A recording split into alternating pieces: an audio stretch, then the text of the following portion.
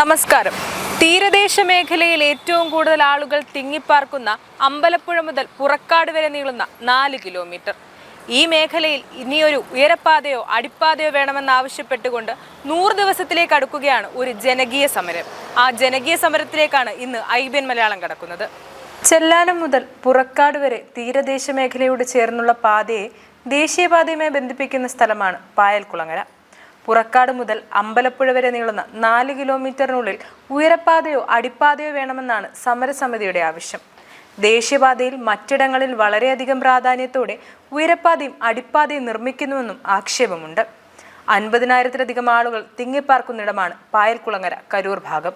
അതിൽ കൂടുതലും കർഷകരും മത്സ്യത്തൊഴിലാളികളും. തീരദേശ മേഖലയിൽ നിന്ന് ഹൈവേയിലേക്ക് വാഹനങ്ങൾ കയറുമ്പോൾ പായൽക്കുളങ്ങരയിൽ കവാടമില്ലെങ്കിൽ യാത്രാ ബുദ്ധിമുട്ടുണ്ടാകുമെന്നും പറയുന്നു. പായൽക്കുളങ്ങരയിൽ അടിപ്പാത വേണമെന്ന് ആവശ്യപ്പെട്ടുകൊണ്ട് ജനകീയ സമിതിയുടെ നേതൃത്വത്തിൽ നടത്തിവരുന്ന 5ാം ഘട്ട സമരപരിപാടികളുടെ ഭാഗമായിട്ടുള്ള റിലേ നിരാഹാര സത്യാഗ്രഹത്തിൻ്റെ 94ാം ദിവസമാണ് ഇന്ന്. 94 ദിവസം ഈ സമരം പിന്നിട്ടിരിക്കുകയാണ്. ഈ നാട്ടിലെ സമുദായ സംഘടനകൾ, ക്ഷേത്ര കമ്മിറ്റികൾ, പള്ളി കമ്മിറ്റികൾ, ജനപ്രതിനിധികൾ എല്ലാവരും കൂടെ ചേർന്ന് രൂപീകരിച്ചിരിക്കുന്ന സമിതിയാണ് ജനകീയ സമിതി. പായൽക്കുളങ്ങര ഭാഗത്ത് അടിപ്പാത വേണമെന്ന് പറയാനുള്ള കാര്യം, പുറക്കാട് പഞ്ചായത്ത് 10-10.5 കിലോമീറ്ററിൽ 2 അടിപ്പാത മാത്രമാണ് നിർമ്മിച്ചിട്ടുള്ളത്. ഒറ്റപ്പനയിലും പുറക്കാട് കഴിഞ്ഞാൽ 4.5 കിലോമീറ്റർ ദൂരം പുറക്കാട് തൊട്ട് അമ്പലപ്പുഴ വരെ അടിപ്പാതയില്ല. മറ്റ് പ്രദേശങ്ങൾ നിങ്ങൾ പരിശോധിച്ച് നോക്കുകയാണെങ്കിൽ അമ്പലപ്പുഴ തൊട്ട് വടക്കോട്ട് പറവൂര് വരെ 10-10.5 കിലോമീറ്ററിൽ 6 അടിപ്പാത നിർമ്മിച്ചിട്ടുണ്ട്. ഇനിയും അടിപ്പാത വരാനുള്ള ശ്രമങ്ങളും സമരങ്ങളോടെ നടക്കുന്നു. അന്നേരം ഇവിടെ ഒരു മാനദണ്ഡവും പാലിക്കാതെയാണ് അടിപ്പാതകൾ നിർമ്മിക്കുന്നതെന്ന് കണ്ണു തുറന്ന് നോക്കിയാൽ നമുക്ക് മനസ്സിലാവും.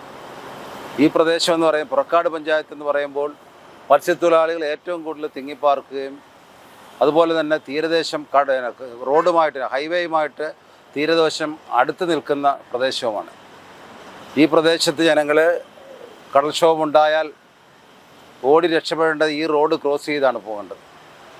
അതുപോലെ തന്നെ പീലിംഗ് തൊഴിലാളികൾ കൂടുതൽ താമസിക്കുന്നത് കിഴക്ക് വശവും പീലിംഗ് ഷെഡുകൾ പടിഞ്ഞാറ് വശവുമാണ്. അതുപോലെ തൊഴിലുറപ്പ് തൊഴിലാളികൾ അവർക്ക് കിഴക്ക് ഭാഗത്ത് പോയി പണി ചെയ്യേണ്ട ആവശ്യങ്ങളുണ്ട്. മത്സ്യത്തൊഴിലാളികൾ ബഹുഭൂരിപക്ഷം ഇപ്പോൾ കടൽക്ഷോഭമായിട്ട് ബന്ധപ്പെട്ട് സർക്കാരിൻ്റെ പുനരധിവാസ പദ്ധതിയിൽ പെടുത്തി കിഴക്ക് ഭാഗത്താണ് വീട് വെച്ച് താമസിക്കുന്നത്. അവർക്ക് മത്സ്യബന്ധനത്തിന് വെളുപ്പിന് 2 മണി 3 മണിക്ക് പോകേണ്ടതായിട്ട് ആവശ്യം. ഇതെല്ലാം പരിഗണിക്കുമ്പോൾ ഈ പ്രദേശത്തോട് മറ്റ് പ്രദേശങ്ങളോടത്ത് കാണിച്ചിട്ടുള്ള ഒരു നീതി ഈ പ്രദേശത്ത് കാണിച്ചില്ല എന്ന് മനസ്സിലാക്കും.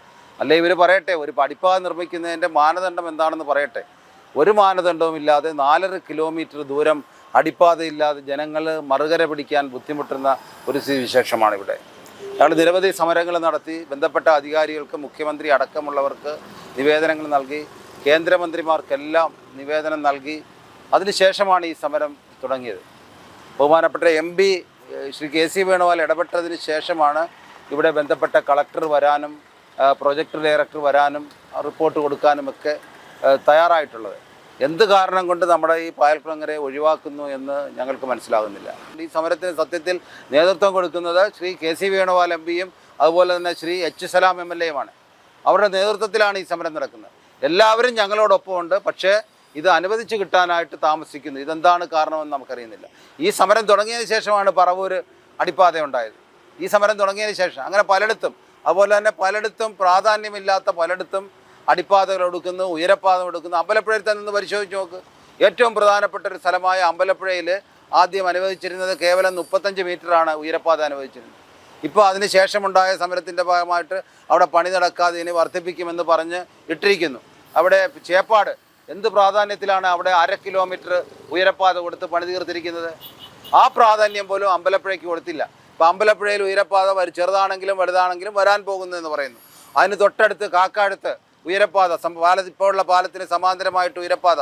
എന്തുകൊണ്ട് ഇവർക്ക് ആ ഉയരപ്പാതകൾ കണക്ട് ചെയ്ത് ഇങ്ങോട്ട് നേരത്തെ പറഞ്ഞിരുന്നത് പായൽക്കുളങ്ങരയിൽ അമ്പലപ്പുഴയിലെ ഉയരപ്പാത നവരാക്കൽ വരെ ഉണ്ടാകും, ഇത് അതിൻ്റെ ഫലം ഇവിടെ അതിൻ്റെ ഗുണം കിട്ടും എന്നാണ് പറഞ്ഞത്. ആ അലൈൻമെൻ്റൊക്കെ മാറ്റി. വേറൊരു കാര്യം കൂടെ മനസ്സിലാക്കേണ്ടത്, ഇത് ചേർത്ത ഇവർക്ക് വണ്ടാനം തൊട്ട് എന്തുകൊണ്ട് കരൂർ വരെ അല്ലെങ്കിൽ അത് നീട്ടി വേണ്ട രീതിയിലുള്ള ഒരു ഉയരപ്പാത നിർമ്മിച്ചുകൂടാ? ഈ അടിപ്പാതകളൊക്കെ ഉണ്ടാക്കി ഉയരം കൂട്ടി മതിൽ കെട്ടി വേർതിരിക്കുന്നതിൽ എത്രയോ നല്ലതാണ് ഉയരപ്പാതകൾ ഉണ്ടാക്കുന്നത്. പിന്നെ അരൂര് തുറവൂര് 13 കിലോമീറ്ററല്ലേ ഒരു മണ്ഡലത്തിൽ അടിപ്പാത കൊടുത്തിരിക്കുന്നത്. അന്നേരം പ്രാധാന്യമില്ലാത്തടത്തും പ്രാധാന്യമുള്ളിടത്തൊക്കെ സംഘടിത ശക്തികളുടെ മുമ്പിൽ, കാര്യക്കാരുടെ മുമ്പിൽ, സ്വാധീന ശക്തികൾക്ക് മുമ്പിൽ വേണ്ട രീതിയിൽ ചെയ്തു കൊടുക്കുക. നമ്മളിവിടെ നിൽക്കുന്ന ഈ സമരപ്പന്തൽ കെട്ടിയിരിക്കുന്ന തൊട്ട് 16 വശത്ത് വന്ന് നിൽക്കുന്ന റോഡ് ചെല്ലാനത്ത് നിന്ന് ആരംഭിക്കുന്ന തീരദേശ ഹൈവേ ആണ്. ആ തീരദേശ ഹൈവേ കഴിഞ്ഞ ദിവസത്തെ പത്രങ്ങളിലെല്ലാം നമ്മൾ വായിച്ചാണ്. തീരദേശ ഹൈവേ അമ്പലപ്പുഴ ചെല്ലാനത്ത് തുടങ്ങി പായൽക്കുളങ്ങരയിൽ സമാപിച്ച് ഹൈവേയുമായിട്ട് യോജിക്കുന്ന പ്രദേശത്ത് അവിടെ അടിപ്പാത ഉണ്ടാകുമെന്ന് നേരത്തെ ധരിപ്പിച്ചിരുന്നു. അതുകൊണ്ടാണ് ഞങ്ങൾ സമരത്തിനൊക്കെ മുന്നോട്ട് വരാതിരുന്നത്. ആ തീരദേശ ഹൈവേ ഇപ്പോൾ വെട്ടിച്ചുരുക്കി അമ്പലപ്പുഴ ജംഗ്ഷനിലാക്കിയിരിക്കുന്നു എന്നാണ് അറിയാൻ സാധിച്ചത്. അന്നേരം ഇത്തരം കാര്യങ്ങൾ, ജനങ്ങൾക്ക് വേണ്ട കാര്യങ്ങൾ വേണ്ട രീതിയിൽ ചെയ്യാതെ അടിപ്പാത ഇല്ല എന്ന കാരണത്താൽ അത് ചുരുക്കി വേറൊരു സ്ഥലത്ത് അടിപ്പാത ഉണ്ടാക്കി കൊടുക്കുക, തീരദേശ പഞ്ചായത്തിലൂടെ തീരദേശ ഹൈവേ കടന്നു പോകാതിരിക്കുക, ഇതൊക്കെ എവിടുത്തെ ന്യായമാണ്? അതുകൊണ്ട് ബന്ധപ്പെട്ട അധികാരികൾ ഇടപെട്ട് എത്രയും വേഗം ഇവിടെ അടിപ്പാത നിർമ്മിക്കുവാനുള്ള നടപടികൾ സ്വീകരിക്കണം. ഇല്ലെങ്കിൽ അമ്പലപ്പുഴയിലെ ഉയരപ്പാത കരൂർ വരെയെങ്കിലും ദീർഘിപ്പിച്ച് ഇതിന് പരിഹാരം കാണണം. ഇല്ലെങ്കിൽ ഇവിടുത്തെ ജനങ്ങൾക്ക് ബുദ്ധിമുട്ടുണ്ടാകും. 100 കണക്കിന് ആളുകളാണ് ഇവിടെ ദിനംപ്രതി വന്നു പോകുന്നത്. ഇവിടെ ഇപ്പോൾ 1000-ലധികം ആൾക്കാർ ഈ 94 ദിവസം കൊണ്ട് ഉപവാസം ഇരുന്ന് കഴിഞ്ഞിരുന്നു. ഇത്രയും ജനസാന്ദ്രതയുള്ള ജനങ്ങൾ തിങ്ങിപ്പാർക്കുന്ന ഈ പ്രദേശത്ത് എന്തുകൊണ്ട് ഇവർക്ക് അടിപ്പാത പണിയുവാനായിട്ട് തെറ്റുപറ്റി? എന്തുകൊണ്ട് അവർ അടിപ്പാത പണിതില്ല? ജനങ്ങളോട് മാപ്പ് പറയണം. ദേശീയപാത നിർമ്മാണം തുടങ്ങുന്നതിന് മുൻപ് തന്നെ സർക്കാരിനും ഹൈവേ അതോറിറ്റിക്കും നിവേദനം നൽകിയിരുന്നു. എന്നാൽ ഫലമുണ്ടായില്ല. പായൽക്കുളങ്ങര ജംഗ്ഷനിൽ കക്ഷി രാഷ്ട്രീയ മത സാംസ്കാരിക സംഘടനകൾ ഒറ്റക്കെട്ടായാണ് ഉപവാസ സമരം നടത്തുന്നത്. ഉയരപ്പാതയോ അടിപ്പാതയോ നിർമ്മിക്കാതെ സമരത്തിൽ നിന്ന് പിന്നോട്ടില്ലെന്നും ഇവർ പറയുന്നു. News desk IBN Malayalam.